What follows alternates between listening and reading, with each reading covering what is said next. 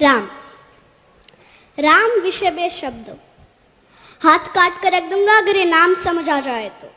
कितनी दिक्कत होगी पता है अगर राम समझ आ जाए तो।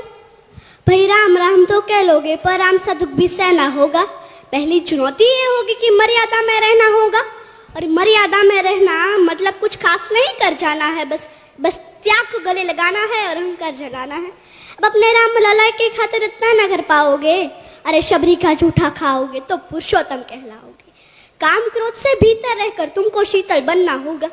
बुद्ध भी जिसके छाव में बैठे ऐसा पीपल बनना होगा। ये सब वह भी शून्य में रहकर प्यारे, तभी तुमको पता चलेगा थे कितने अद्भुत राम हमारे।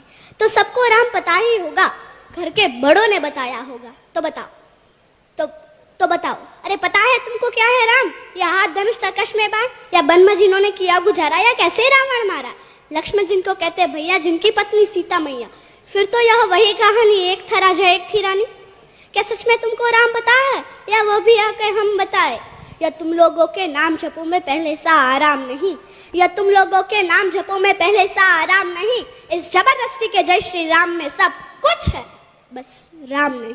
अरे पल पल हंसना भी है और पल पल रोना भी है राम। सब कुछ पाना भी है और पाकर खोना भी है राम। ब्रह्मा जी के कुल से होकर जो जंगल में सोए हो, जो अपनी जीत का हर्षो रावण की मौत पे रोए हो, शिव जी जिनकी सेवा खातिर मारुत रूप में आ जाए, शेष नाग लक्ष्मण बनकर जिनके रक्षक हो जाए, और तुम लोग काम क्रोध छल कप अहंकार सीने से लगा के सो जाओगे, तो कैसे भक्त बनोगे उनके, कैसे राम समझ पाओगे? अघोर क्या है पता नहीं और शिव जी का वरदान चाहिए। ब्रह्मचर्य का इल्म नहीं और इन भक्त स्वरूप हनुमान चाहिए। भगवा क्या है क्या ही पता, पर लहराना सबको होता है। भगवा क्या है वही जाने जो भगवा ओढ़ है सोता है। राम समझना है ना तुमको? निश्चित मंदिर जाना होगा, उससे पहले भीतर जा संग अपने राम को लाना होगा। अवधपुरी का उत्सव था, सबने खूब मनाया, कोई कसर नहीं छोड़ा, क्योंकि मेरे राम आए हैं। जय सिया राम। और हाँ, हमें भी अयोध्या आना। मैं सनातन धर्म की योद्धा आद्याबा जाडेजा। भारत संतों की भूमि है, इसलिए तो कहते हैं कि भारत जमीन का टुकड़ा नहीं। भारत जमीन का टुकड़ा नहीं, जीता जागता राष्ट्रीय पुरुष है।